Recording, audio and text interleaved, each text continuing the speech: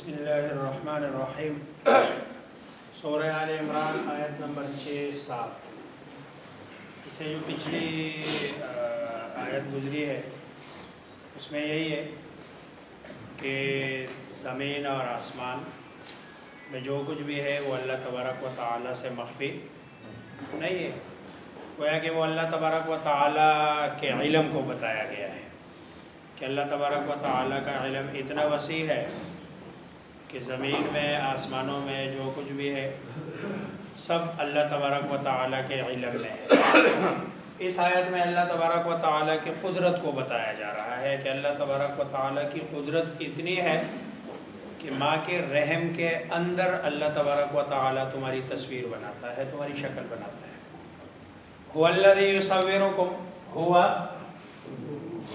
وہی، الذی جس نے یا جو، یصور شکل بناتا ہے، تصویر بناتا ہے، کم تمہاری، فی الارحام رحموں میں، وہی ماؤں کے رحموں، کیف یشاء جس طرح چاہتا ہے، جیسے چاہتا ہے۔ اس لیے اگر کسی میں کوئی جسمانی عیب ہو تو اس میں اس کا کوئی قصور نہیں۔ اگر کسی جسمانی عیب والے کا کوئی بندہ تمسخر اڑاتا ہے، اس کا مذاق اڑاتا ہے، نعوذ باللہ، وہ اس بندے کا نہیں اڑا رہا ہے، وہ کس کا اڑا رہا ہے؟ اللہ تبارک و تعالیٰ کا۔ آنکھ میں ہے، ناک میں ہے، کان میں ہے، جسم میں ہے، ہائٹ میں ہے، جس میں بھی ہے، ٹانگ میں ہے، لیکن یہ کیف یشاء اللہ جیسے چاہتا ہے ویسے بناتا ہے۔ اور یہ اللہ ایسا کیوں بناتا ہے، ہر بندے کو ایسے کیوں بناتا ہے؟ کیونکہ اللہ حکیم ہے۔ اللہ نے جیسے جس کو بنایا ہے وہی حکمت کا تقاضا ہے۔ اس میں کوئی اگر کسی کو اچھی شکل دی ہے، خوبصورت بنایا، تو اس کے لیے حکمت یہی ہے کہ اس کو یہی صورت چاہیے تھی اور اس کا اس میں فائدہ ہے۔ جس کو اچھی صورت نہیں دی، اچھی شکل نہیں دی، اللہ کی حکمت کا تقاضا یہی تھا کہ اس کو اچھی صورت میں نقصان تھا، فائدہ تھا، اس کا نقصان ہو رہا تھا، فائدہ نہیں تھا، اس لیے اللہ تبارک و تعالیٰ نے اس طرح۔ تو اللہ تبارک و تعالیٰ کی تخلیق پہ انگلی نہیں اٹھانی چاہیے۔ هو الذی یصورکم، اللہ تصویر بناتا ہے، شکل بناتا ہے، فی الارحام تمہاری ماؤں کی رحموں میں، کیف یشاء جس طرح چاہے، لا الہ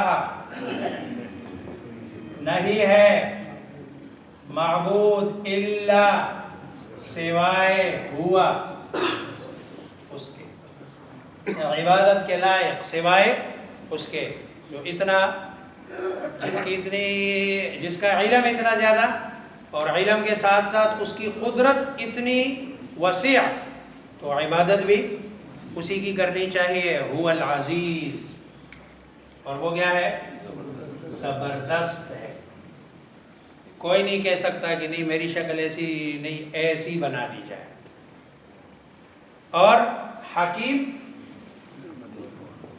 ایسا زبردست نہیں ہے کہ آؤ دیکھا نہ تاؤ اور فیصلے کرتا ہے، نہیں، ایسا ان کا ہر فیصلہ حکمت پر ہوتا ہے۔ اس پہ مجھے ایک واقعہ یاد آیا، جب طالب علمی کے زمانے میں تھے تو ایک استاد کی کسی طالب علم نے تھوڑی سی ان کی شان میں گستاخی ہو گئی، تو استاد نے ان کو بلا کے بڑا سست کہا، زیادہ وہ کیا۔ استاد بھی بڑی عمر کے تھے، حدیث پڑھاتے تھے، تو وہ لڑکا جب جانے لگا تو جاتے جاتے استاد نے کہا، کہتے ہیں اللہ تبارک و تعالیٰ تمہیں علم نصیب نہیں کرے گا، تم نے گستاخی کیا، وہ کی۔ تو اس نے ایک جملہ کہا، اس طالب علم نے کہا، استاد جی اللہ آپ کی طرح جذباتی نہیں ہے۔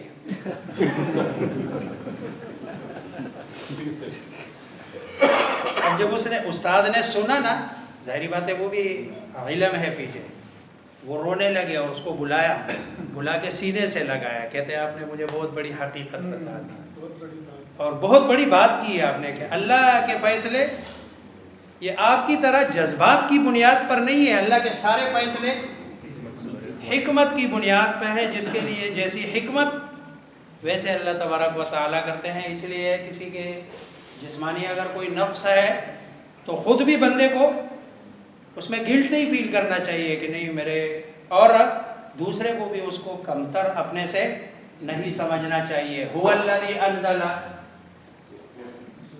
وہی وہ ذات ہے، انزل اتاری، نازل کی، علیکا آپ پر، الکتاب کتاب۔ اب یہ کتاب اتارنے کے بعد کتاب کو دو حصوں میں تقسیم کر رہا ہے، من ہو، من کے معنی سے، اور ہو یعنی اس کتاب میں، آیات محکمات پختہ مضبوط محکم، جس کے معنی معلوم ہو، واضح ہو، حلال حرام، یہ حلال ہے یہ حرام، توحید ہے، رسالت ہے، جنت ہے، دوزخ ہے، عقائد ہے، پھر عبادات ہے، نماز پڑھو، روزہ رکھو، زکوٰۃ دو، حج کی ادائیگی کرو، پھر جن چیزوں کو منع کیا گیا ہے، اوامر ہے، نواہی ہے، جھوٹ نہ بولو اور کسی کو گالی نہ دو، برا بلا نہ کہو، یہ آیات محکمات ہے۔ اور یہ آیات محکمات میں کوئی ڈاؤٹ نہیں ہے، کسی کو بھی نہیں ہے، ان آیات محکمات میں کسی کو کوئی ڈاؤٹ نہیں ہے۔ ہر بندہ قرآن کا لفظی ترجمہ پڑھ کے آیات محکمات کو سمجھ سکتا ہے کہ ان آیات محکمات میں دیکھو پیچھے کتب علیکم الصیام، کتب علیکم القصاص، کتب علیکم القتال۔ اب یہ آیات محکمات ہیں، اس میں کیا ڈاؤٹ ہے؟ قتال تمہارے اوپر فرض کی گئی ہے، روزہ تمہارے اوپر فرض کیا گیا، قصاص تمہارے اوپر فرض کیا گیا، اب اس میں کیا ڈاؤٹ ہے؟ یہ بالکل واضح ہے۔ ہن ام الکتاب، اور یہ قرآن کی جڑ ہے، بنیاد ہے۔ ہن، یہ ہن چونکہ آیات مؤنث ہے اس لیے ہن، ہیا، ہما، ہن مؤنث ہے، وہ آیات، ام کہتے ہیں اصل کو، جڑ کو، بنیاد کو، اور ماں کو بھی ماں اسی بنیاد پہ کہتے ہیں کہ وہ اصل ہے، جڑ ہے، بنیاد۔ الکتاب، کتاب کی یہ ترکیب اضافی ہے، ام الکتاب یعنی کتاب کی بنیاد، کتاب کی جڑ، وہی آیات ہے، اور یہی کتاب کا بنیادی مقصد ہے۔ کتاب کا بنیادی مقصد یہ جو قرآن میں ہے نا، وَلَقَدْ يَسَّرْنَا الْقُرْآنَ لِلذِّكْرِ فَهَلْ مِن، وہ یہ ہے کہ ان آیات کو، یہ جو احکامات ہیں اللہ نے اتنے آسان طریقے سے بیان کر دیے کہ کوئی بھی بندہ اگر آسانی کے ساتھ اس کو سمجھ سکتا ہے اور آسانی کے ساتھ اس پر عمل کر سکتا ہے، اور یہی بنیاد ہے۔ وَأُخَرَ، اور دوسری متشابہات، متشابہات جن کا معنی واضح نہ ہو۔ وسع کرسیہ السماوات، اللہ کی کرسی، اب اتنا ہے کہ اللہ کی کرسی، اب اس کرسی کی کیفیت کیا ہے، اس پہ آگے سوچنا یہ بندے کو ڈاؤٹ در ڈاؤٹ میں ڈالے گا، کیونکہ کرسی، جب میں اور آپ کرسی کہتے ہیں نا تو ہم تو یہ کہتے ہیں نا یہ کرسی ہے، ہمارے ہاں تو یہ کرسی ہے۔ اب اللہ کی کرسی کیا ہے، اس کی کیفیت کیا ہے، مجھے اور آپ کو اس کا علم نہیں، ہم تو یہ کرسی سمجھ رہے ہیں۔ جب یہ کرسی سمجھ رہے ہیں تو پھر اس پر تو نعوذ باللہ بیٹھنا ہوگا۔ اب بیٹھنے کے لیے ظاہری بات ہے جو بندہ بیٹھتا ہے اس کا جسم ہوتا ہے، اور جو جسم ہوتا ہے وہ تو محدود ہوتا ہے، تو پھر اللہ کے لیے تو محدودیت لازم آئے گی۔ اس لیے اس کی کیفیت کیا ہے، ید اللہ فوق ایدیہم، اب اللہ کا ہاتھ، اب اللہ کا ہاتھ ہے، اس کی کیفیت کیا ہے، یہ میں اور آپ، اچھا جنت ہے، دوزخ ہے، جنت اور دوزخ کی کیفیات کیا ہے، اندر کیا ہے، ما لا عین رأت ولا اذن سمعت ولا خطر علی قلب بشر. اس کی کیفیات ایسی ہے کہ کسی آنکھ نے ان کو، کان نے، دل میں کھٹکا تک نہیں آیا، دل اس کا تصور بھی نہیں کر سکتا. یہ متشابہات ہے. الف لام میم کل پڑھا ہے، ہم نے ترجمہ کیا اللہ اعلم بمرادہ، اللہ اس کے. اچھا پھر سوال یہ پیدا ہوتا ہے کہ یہ قرآن میں پھر متشابہات، کیونکہ قرآن تو آئین کی کتاب ہے نا، تو پھر اس میں متشابہات لانے کی ضرورت کیا ہے؟ دیکھو قرآن اور ہمارا جو تعلق ہے یہ گویا کہ اللہ کی کتاب، رسول اور یہ جو احکامات ہیں یہ سارے بندے کی آزمائش کے لیے ہے. یہ آزمائش ہے. اب آزمائش کیا ہے؟ آزمائش دنیا میں دو قسم کے لوگ ہیں. ایک وہ لوگ ہیں کہ جن کو پڑھنے سے الرجی ہے، اور ایک وہ ہے کہ جو پڑھنا چاہتے ہیں اور سمجھنا چاہتے ہیں. اب جن لوگوں کو پڑھنے سے الرجی ہو ان کے لیے آزمائش یہ ہے کہ ان کو پڑھائی پہ لگا دیا جائے، اور جن لوگوں کو پڑھنے سے دلچسپی ہو ان کے لیے آزمائش یہ ہے کہ بھئی تم پڑھو تو صحیح، لیکن تمہارے لیے ایک باٹم لائن ہے، اس باٹم لائن سے آگے تمہارے لیے پڑھنے کی گنجائش نہیں ہے. اب دیکھو کسی ایسے آدمی کو جو ہر چیز کو، مثلا بندہ اسٹوڈنٹ لائف میں، طالب علمی کے زمانے میں بندہ پڑھتا ہے کتاب، ساری کتاب سمجھ آ رہی ہے، ایک جگہ سمجھ نہیں آ رہی.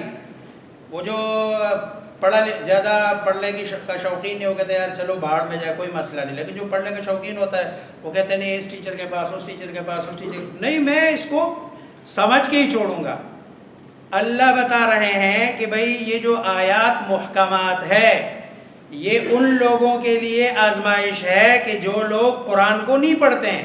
یہ پڑھے قرآن کو سمجھے کہ قرآن مجھے کیا کہہ رہا ہے اور مجھ سے کیا تقاضا کر رہا ہے. لیکن آیات محکمات کو سمجھنے کے بعد جو بندہ پڑھائی کے معاملے میں اور اس کی چاہت یہ ہے کہ میرا علم زیادہ سے زیادہ ہو، اس سے بھی آگے بڑھے، اس کو کہا گیا ہے کہ بھئی آپ کے علم کی ایک حد ہے، اس حد سے آگے تم میرے علم کو سمجھ نہیں سکتے ہو. اور یہ گویا کہ انسان کی کمزوری اور عجز کی سب سے بڑی دلیل ہے، اور اسی میں اس کو آزمایا گیا ہے. اسی لیے قرآن میں اللہ تبارک و تعالیٰ فرماتے ہیں کہ آیات محکمات ہے اور وہی آئین ہے، دستور ہے، اس میں کوئی ڈاؤٹ نہیں ہے. دوسری جو وَأُخَرُ مُتَشَابِهَاتٌ، اب یہ جو متشابہات ہے، فَأَمَّا الَّذِينَ، پس وہ لوگ، الَّذِينَ فِي قُلُوبِهِمْ، جن کے دلوں میں، زائغٌ، کجی، ٹیڑھا پن، اور وہ دین کو غلط راستے پہ لے کے جانا چاہتے ہیں، وہ کیا کرتے ہیں؟ فَيَتَّبِعُونَ، پس وہ پیچھے لگتے ہیں، اتباع کرتے ہیں، ما تشابہ، اس کے جو متشابہات، من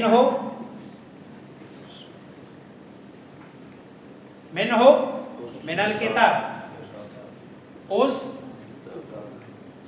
کتاب سے. مقصد کیا ہے؟ ابتغاء الفتنہ،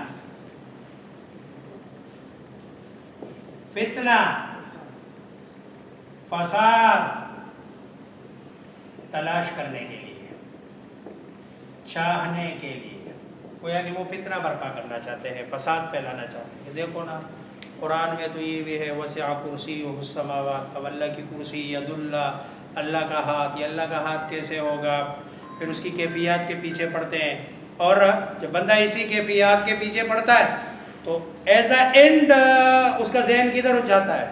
نعوذ باللہ، بالکل دائرہ اسلام سے نکل جاتا ہے. وابتغاء الفتنہ، وابتغاء تاویلی، اور ہی اس کا تعویل، مطلب ابتغاء تلاش کریں. حالانکہ اللہ بتاتے ہیں اس کا مطلب آپ کو پتہ چل ہی نہیں سکتا ہے، اور آپ اس کا مطلب تلاش کر رہے ہو. وما یعلم تأویلہ اور نہیں جانتا تأویلہ اس کا مطلب الا اللہ سوائے اللہ کے. سوائے ادھر اس جگہ پہ وقف لازم ہے. اس جگہ پہ وقف وما يعلم تأويله إلا الله والراسخون في العلم يقولون آمنا به كل من عند ربنا. اگر وقف نہیں کرتے نا تو جملہ بدل جائے گا. جملہ بدل جائے گا. وما يعلم تأويله إلا الله والراسخون في العلم. تو پھر مطلب ہوگا کہ اللہ بھی جانتا ہے اور راسخون فی العلم بھی جانتے ہیں. حالانکہ راسخون فی العلم نہیں جانتے. راسخون فی العلم تو یہ کہہ رہے ہیں, کیا کہتے ہیں؟ جو علم میں رسوخ رکھتے ہیں, جن کو اللہ تبارک و تعالی نے علم میں مضبوطی دی ہے, وہ کیا کہتے ہیں؟ آمنا بہی, ہمارا متشابہات پر صرف کیا ہے؟ ایمان. بس باقی مقصد ید اللہ, بس اس پر ہمارا وسع کرسی. قبر میں کیا کیفیات؟ قبر پر ہمارا ایمان, جنت پہ ہمارا ایمان, دوزخ پر ہمارا ایمان, حوروں پر ہمارا ایمان. اب دیکھو حوروں کا بھی لوگ بسا اوقات مذاق اڑاتے ہیں. اب وحور عین قرآن کہتا ہے نا, میں تو نہیں کہہ رہا ہوں, قرآن کہہ رہا ہے. رسول اللہ صلی اللہ علیہ وسلم کے فرمان میں بھی نہیں ہے چلو بندہ اس کے جو سند ہے اس پہ بحث کر کے کوئی کہہ دے کہ چلو یہ متواتر نہیں ہے اور خبر واحد ہے یا حدیث غریب ہے. لیکن قرآن کہتا ہے وحور عین. اب جب قرآن کہتا ہے کہ حور عین ہے تو پھر کوئی بندہ کیسے حور کا انکار کر سکتا ہے اس بنیاد پر کہ بھئی یہ کیا ہے؟ نعوذ باللہ من ذالک. یہ تو گویا کہ جیسے کہ خواتین کو یعنی مردوں کے سامنے پیش کرنے والی بات ہے, اور یہ کس طرح کی ترغیب دی جا رہی ہے. قرآن کریم اللہ 72 حوریں, آج کل آپ دیکھتے ہوں گے سوشل میڈیا پہ لوگ بڑا مذاق اڑاتے ہیں ان چیزوں کا. اب حور عین ہے, یہ میرا اور آپ کا عقید, اس کی کیفیت کیا ہے, کیفیات کیا ہے, وہ رب جانتا ہے, میں اور آپ نہیں جانتے ہیں. تو جو والراسخون فی العلم اور رسوخ رکھنے والے, پختہ علم رکھنے والے, والراسخون اور پختہ فی العلم علم میں, یقولون کہتے ہیں, آمنا ہم ایمان لائے, بھی یہی ما تشابہ پر, بھی ما تشابہ پر, اس پر, کلن سب سارے کے سارے, من عند ربنا ہمارے رب کی طرف سے, یہ سب ہمارے رب کی طرف سے ہے. وما یذکر اور نہیں نصیحت حاصل کرتے, الا اولو الالباب مگر عقل والے. اولو الالباب لب عقل کو کہتے ہیں, اور اولو میں نے پہلے بھی بتایا تھا یہ ذو کی جمع ہے, ذو مال مال والا, اور اولو یہ جمع ہے اولو الالباب یعنی عقل والے. قرآن سے نصیحت وہی لوگ حاصل کرتے ہیں, اور نصیحت کیا ہے کہ محکمات پر عمل کرے اور متشابہات کے بارے میں کہے کہ اللہ تبارک و تعالی. اب دیکھو یہ جو ادھر میں نے وقف کا کہا نا, جیسے کوئی بندہ کہتا ہے امی ابو بلا رہے ہیں, امی ابو بلا رہے ہیں, اور کہے امی ابو بلا رہے ہیں. ادھر دیکھو نا, امی ابو بلا رہے ہیں اور امی, دونوں میں فرق ہے یا نہیں؟ اب یہ فرق تھوڑا سا وقف ہے, اس وقف سے معنی میں کتنا فرق کہ امی ابو بلا رہے ہیں کا مطلب ہے دونوں بلا رہے ہیں, لیکن امی اور آپ نے اسٹے کر لیا ابو بلا رہے ہیں, اس کا مطلب ہے کہ امی کو کہا جا رہا ہے کہ آپ کو ابو بلا رہے ہیں، یہی ہے وما يعلم تأویلہ الا اللہ۔ وقوف، رموز، اوقاف قرآن کریم کے جہاں جہاں وقف ہے وہاں پر خصوصاً میم میں وقف لازم ہے، طا میں بھی وقف ہے، جہاں رموز اوقاف ہے اس کا خیال رکھنا چاہیے، ورنہ تو بسا اوقات جب آپ تسلسل کے ساتھ پڑھتے ہیں تو معنی کچھ کا کچھ بن جاتا ہے اور معنی بالکل چینج ہو جاتا ہے۔ اس لیے معنی کو چینج ہونے سے بچانے کے لیے وما يعلم تأویلہ الا اللہ والراسخون فی العلم یقولون آمنا، یہ مبتدا ہے، والراسخون فی العلم، اور یقولون آمنا بہ یہ اس کے لیے خبر ہے، جو آپ اردو میں گرامر میں پڑھتے ہیں مسند مسند الیہ، مبتدا اور خبر، تو یہ مبتدا ہے اور یہ اس کا خبر ہے، یہ پورا جملہ ہے جس کا پچھلے والے جملے سے کوئی تعلق نہیں ہے۔ اللہ مجھے آپ سب کو سمجھنے عمل کرنے کی توفیق عطا فرمائے۔